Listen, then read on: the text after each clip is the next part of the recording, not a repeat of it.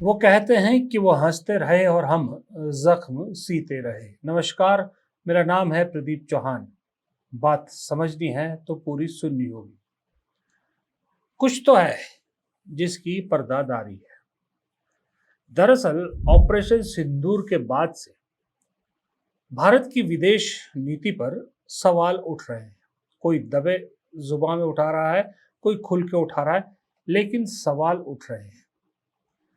सवाल ये भी उठ रहे हैं कि मोदी सरकार को क्या जरूरत पड़ी कि इस देश के सभी पार्टियों के सांसदों को मिलाकर अलग अलग जगह पर डेलीगेशन भेजे। क्या जरूरत थी भारत को ये दुनिया भर में बताने की कि हमें क्यों कार्रवाई करनी पड़ी पाकिस्तान के खिलाफ, जबकि हम तो सही जगह पे मौजूद है, हम तो अपनी पोजीशन पे सही है। पाकिस्तान आतंकियों को पनाह देता है। उन आतंकियों ने हमारे देश की जो है वो पहलगाम में मासूम लोगों की जान ली। तो कोई भी देश एक जवाबी कार्रवाई तो करेगा। जनता को जवाब देने तो कोई भी सरकार होती करती, तो वही इस देश ने किया। सेना ने पाकिस्तान को नाको चने चबवा दिए। फिर जैसा कि हमारी सरकार कह रही है कि पाकिस्तान ने हमारे सामने घुटने टेके और पाकिस्तान की रिक्वेस्ट पर हमने सीज फायर किया। सब माना, हम सब मानते हैं, हम सेना की कही हर बात पर विश्वास करते हैं। फिर भारत को दुनिया भर को यह बताने की जरूरत क्यों महसूस हुई कि भारत ने ये एक्शन क्यों लिया? आपको सफाई देने की क्या जरूरत है?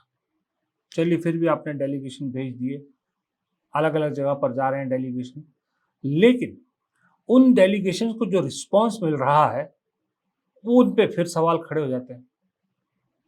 मेरे ख्याल से जितने डेलीगेशन गए, एक आध डेलीगेशन या एक आध देश में को छोड़ दें जहां राष्ट्रीय अध्यक्ष इस डेलीगेशन से मिले, बाकी कोई बड़े राष्ट्रीय अध्यक्ष भी इस डेलीगेशन से नहीं मिले, कोई बड़ी डिग्नेटरीज नहीं मिली। फिर ये कवायद क्यों? फिर सवाल ये उठता है कि मीडिया में एक खबर चल रही है कि 6 साल में पहली बार प्रधानमंत्री नरेंद्र मोदी G7 की बैठक में शामिल नहीं होंगे। ये बैठक 15 से 17 जून कनाडा में होनी है। अब G7 ग्रुप में आपको मालूम है कौन कौन है। अमेरिका है, कनाडा है, फ्रांस है, जर्मनी है, जापान है, इटली है। भारत स्थायी सदस्य नहीं है, लेकिन पिछले 6 साल से लगातार प्रधानमंत्री को इसमें इनवाइट किया जा रहा था। प्रधानमंत्री एक गेस्ट के रूप में शामिल होते थे और प्रधानमंत्री ने हर बार इसकी बैठक में पार्टिसिपेशन किया है। लेकिन इस बार अगर ये मीडिया की माने, जो भारत की मीडिया है, तो मीडिया कहती है कि मोदी जी इस बार की बैठक में शामिल नहीं होंगे। कुछ कह रहे हैं PM Modi will miss the meeting, कुछ कह रहे हैं PM Modi is likely to miss the summit. लेकिन आप ये हेडलाइन अगर देखो तो हेडलाइन से आपको लगेगा कि मोदी जी अपनी मर्जी से इस बैठक में नहीं जा रहे हैं। इसकी वजह गिनाई जा रही है। वजह गिनाई जा रही है कि भाई कनाडा के साथ हमारे रिश्ते अच्छे नहीं है, जबकि कनाडा के प्रधानमंत्री बदल चुके हैं। फिर कहा जा रहा है वहां खालिस्तानी सेपरेटिस्ट है, वो इसका विरोध करेंगे, इसलिए प्रधानमंत्री नहीं जाना चाहते। गोदी चैनलों में भी यही सब दिखाया जा रहा है कि प्रधानमंत्री मिस करेंगे इस मीटिंग को, इस मीटिंग में भाग नहीं लेंगे, यानी इंप्रेशन दिया जा रहा है कि मोदी जी नहीं जाना चाहते। लेकिन इन्हीं खबरों को अगर आप हेडलाइन से नीचे आओ, तो हेडलाइन से नीचे आते हैं तो सच्चाई पता लगती है कि क्यों मोदी जी G7 की बैठक में नहीं जा रहे। नीचे खबर में दिखता है कि दरअसल कनाडा ने प्रधानमंत्री मोदी को इनवाइट ही नहीं किया है। अब जब इनवाइट ही नहीं किया तो मोदी जी शामिल कैसे होंगे? फिर ये हेडलाइन क्यों है कि likely to miss the G7 summit? Likely to miss क्या होता है जब इनवाइट ही नहीं किया है? इस लाइन को कवर अप करने के लिए देखिए भारत की मीडिया कैसे खेलती है, कैसे सरकार को बचाती है। दरअसल खेल सारा है जो मैंने कहा ना कि जख्म छुपाने का अंदाज को इनसे सीखे। इसको कवर अप करने के लिए क्या कोशिश की जा रही? कवर अप मीडिया कर रही है कि ऊपर हेडलाइन में कवर कर रही है, पहले तो इंप्रेशन दे रही है कि मोदी जी अपनी मर्जी से नहीं जाना चाह रहे, फिर नीचे एक लाइन में खबर देते हैं कि कनाडा ने इनवाइट नहीं किया है अभी तक। फिर उसको कवर अप करने के लिए कहा जा रहा है कि जो कनाडा के साथ भारत के रिश्ते हैं और जो खालिस्तानी सेपरेटिस्ट का वहां पर विरोध है, उस वजह से प्रधानमंत्री नहीं जाएंगे। और अगर लास्ट मोमेंट पे, हाँ, एक सबसे बड़ा ट्विस्ट दिया जा रहा है कि अगर लास्ट मोमेंट पे कनाडा ने इनवाइट कर भी दिया तो प्रधानमंत्री इसको एक्सेप्ट नहीं करेंगे इन दो बेसिस पे। अगर लास्ट मोमेंट, देखिए पिछले 6 साल से प्रधानमंत्री जा रहे हैं 2019 से लगातार, कभी ऐसा नहीं हुआ कि भारत को लास्ट मोमेंट पे इनवाइट किया हो। प्रॉपर तरीके से भारत को इनवाइट किया जाता था और भारत के प्रधानमंत्री हर बार उसमें पार्टिसिपेट करते थे। इस बार लास्ट मोमेंट पे क्यों इनवाइट करेगा कनाडा भारत जैसे देश को? अब इसका मतलब क्या है? इसका मतलब तो वही है जो मीडिया में कुछ लोग आशंका जता रहे हैं कि क्या अभी जिस तरह से भारत पाकिस्तान के कॉन्फ्लिक्ट में भारत अकेला दिखा, ये उसी का असर है कि वहां पर डोनाल्ड ट्रंप भी आएंगे, इटली की राष्ट्राध्यक्ष भी आएंगे, फ्रांस की आएंगे, जर्मनी की आएंगे, जापान की आएंगे। क्या वो ऑकवर्ड सिचुएशन से बचना चाहते हैं? वो प्रधानमंत्री मोदी से मिलना नहीं चाहते, इसलिए कनाडा इनवाइट ही नहीं कर रहा है कि जो परमानेंट मेंबर है वो फिलहाल मोदी से दूरी बनाए रखना चाहते हैं। इस बात में काफी हद तक दम नजर आता है, वरना भारत जैसे देश जहां मोदी जी कहते हैं कि मोदी जी बोलते हैं दुनिया सुनती है, इसीलिए मोदी जी विश्व गुरु है, हम चौथे नंबर की इकोनॉमी हो गए हैं, फिर आपको इनवाइट नहीं किया जा रहा। इसकी तो साफ वजह यही है कि दरअसल अवॉइड भारत को नहीं किया जा रहा, भारत को अवॉइड नहीं किया जा रहा, मोदी जी को अवॉइड किया जा रहा है। कुछ जानकार ये भी कहते हैं जिनसे मेरी बात हुई कि ये जो प्रधानमंत्री रोज ऑपरेशन सिंदूर की कामयाबी का ढोल बजा रहे हैं और सेना के काम का श्रेय लेने की कोशिश कर रहे हैं, इस सब के बीच में चीन और ट्रंप पर कोई बात प्रधानमंत्री क्यों नहीं कह रहे, जबकि ट्रंप लगातार अब तक मेरे ख्याल कम से कम 10 बार वो इस बात का जिक्र कर चुके हैं कि भारत पाकिस्तान के बीच सीज फायर मैंने कराया था, धमका के कराया था, धंधे की धमकी देकर करवाया था। उसके बावजूद प्रधानमंत्री ने एक बार भी ये नहीं कहा कि ट्रंप झूठ बोल रहे हैं। वो इसलिए नहीं कर रहे हैं प्रधानमंत्री कि प्रधानमंत्री को अभी भी उम्मीद सारी डोनाल्ड ट्रंप से ही है।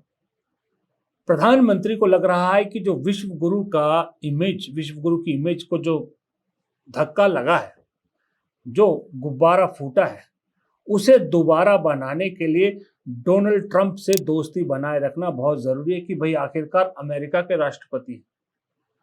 मोदी जी शायद उम्मीद लगाए बैठे हैं कि कहीं डोनाल्ड ट्रंप एक आध बार ये कह दे कि मोदी इज ग्रेट, या मोदी जो है वो बड़े हैं, भारत पाकिस्तान से बड़ा है, कुछ इस तरह की एक बात कह दें। और उसी उम्मीद में ट्रंप के बारे में कुछ नहीं कहा जा रहा। कंगना रनौत ने ट्रंप के बारे में लिखा तो उसे जेपी नड्डा जी ने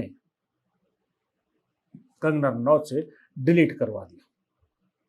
चाइना के बारे में भी नहीं बोला जा रहा है, जबकि ये तो बहुत सारे लोग कह रहे हैं कि पाकिस्तान की तरफ से चाइना के उपकरण हैं वो इस्तेमाल किए जा रहे थे भारत के खिलाफ। चाइना ने पाकिस्तान को सपोर्ट किया, तुर्की ने सपोर्ट किया, अजरबैजान ने सपोर्ट किया, फिर भी चाइना का नाम क्यों नहीं लिया जा रहा? अकेले पाकिस्तान को लेकर सारा ढोल पीटा जा रहा है। अब अगर एक बार डोनाल्ड ट्रंप कह दें मोदी माय फ्रेंड, बस वहीं खेल खत्म हो जाएगा।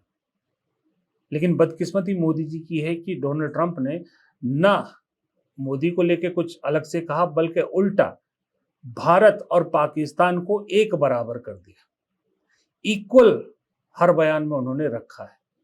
इसको लेके ज्यादा फजीयत हो रही है। और दूसरी बात, जब विदेश में आप अपनी बात रखने की बात आती है तो आपको जरूरत विपक्षी सांसदों की क्यों पड़ी? क्योंकि आपके खुद के पास 240 सांसद हैं, नजर दौड़ा लीजिए, राज्यसभा के भी गिन लीजिए साथ में,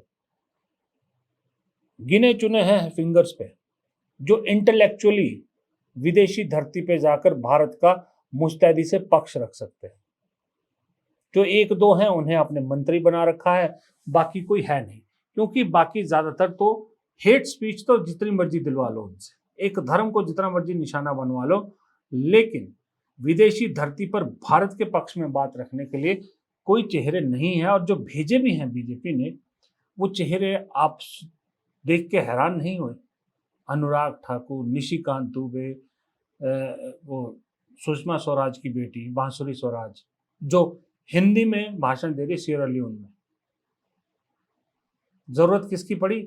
शशि थरूर, सलमान खुर्शीद, मनीष तिवारी, कनिमोझी, ओवैसी, इन सब की जरूरत पड़ी, क्योंकि ये जानते हैं कि भारत का पक्ष कैसे रखा जाता है।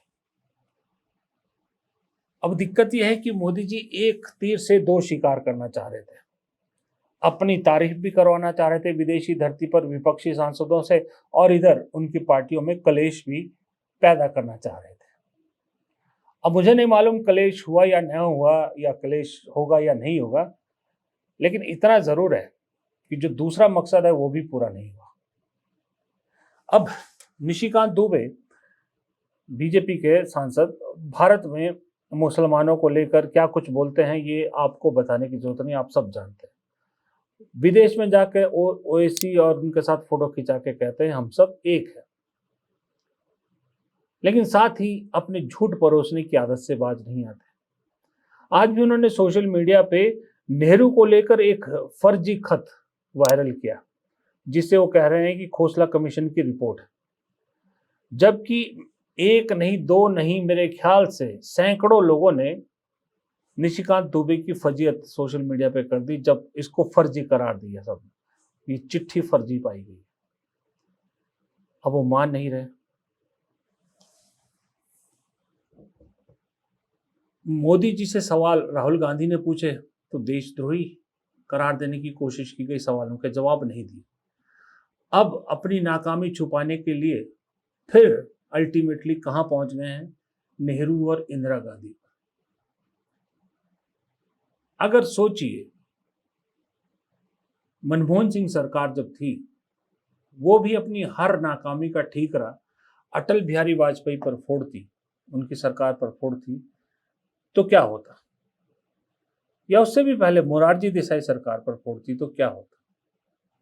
या आज भी कांग्रेस विपक्ष में है, 11 साल से सारे वार झेल रही है, लेकिन मुझे याद नहीं आता, अगर आपको याद आता हो तो कमेंट बॉक्स में लिखिएगा, मुझे याद नहीं आता कि कभी कांग्रेस के किसी बड़े नेता ने, चाहे वो प्रेस कॉन्फ्रेंस हो, चाहे कुछ हो, या राहुल गांधी हो, या कोई भी हो, मल्लिकार्जुन खड़गे हो, कभी भी मौजूदा प्रधानमंत्री नरेंद्र मोदी से सीधे सवाल पूछने के अलावा उनकी पुरानी सरकारों पर कोई सवाल खड़ा किया हो? क्या कभी कांग्रेस ने करगिल युद्ध का जिक्र किया? अटल बिहारी वाजपेयी सरकार को उसके लिए घेरा, उस वक्त हुए ताबूत घोटाले का जिक्र किया?